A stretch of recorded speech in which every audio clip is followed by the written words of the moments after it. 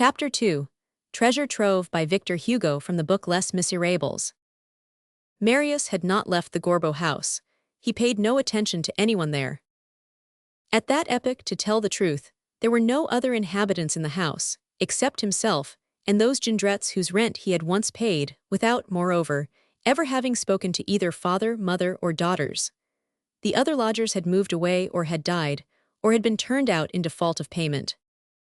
One day during that winter, the sun had shown itself a little in the afternoon, but it was the 2d of February, that ancient Candlemas day whose treacherous sun, the precursor of a 6 weeks' cold spell, inspired Matthew Leensburg with these 2 lines, which have with justice remained classic. Quil leuis o quil leusern, 50 hours renter dans en sa cavern.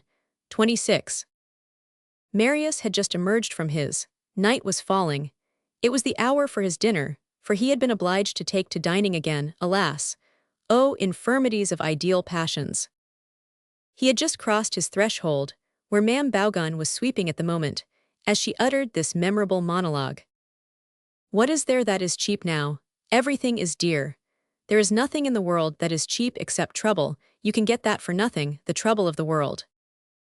Marius slowly ascended the boulevard towards the barrier, in order to reach the Rue Saint-Jacques. He was walking along with drooping head.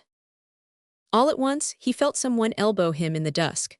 He wheeled round, and saw 2 young girls clad in rags, the one tall and slim, the other a little shorter, who were passing rapidly, all out of breath, in terror, and with the appearance of fleeing. They had been coming to meet him, had not seen him, and had jostled him as they passed. Through the twilight, Marius could distinguish their livid faces, their wild heads, their disheveled hair, their hideous bonnets, their ragged petticoats, and their bare feet. They were talking as they ran. The taller said in a very low voice, "The bobbies have come, they came near nabbing me at the half-circle." The other answered, "I saw them, I bolted. Through this repulsive slang, Marius understood that gendarmes or the police had come near apprehending these 2 children, and that the latter had escaped. They plunged among the trees of the boulevard behind him, and there created, for a few minutes in the gloom, a sort of vague white spot, then disappeared. Marius had halted for a moment.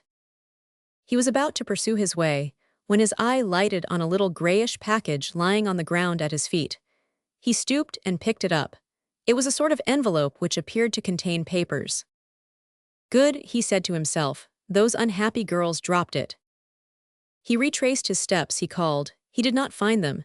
He reflected that they must already be far away, put the package in his pocket, and went off to dine. On the way, he saw in an alley of the Rue Mouffetard a child's coffin, covered with a black cloth resting on 3 chairs and illuminated by a candle. The 2 girls of the twilight recurred to his mind. Poor mothers, he thought. There is one thing sadder than to see one's children die, it is to see them leading an evil life. Then those shadows which had varied his melancholy vanished from his thoughts, and he fell back once more into his habitual preoccupations. He fell to thinking once more of his 6 months of love and happiness in the open air and the broad daylight, beneath the beautiful trees of Luxembourg.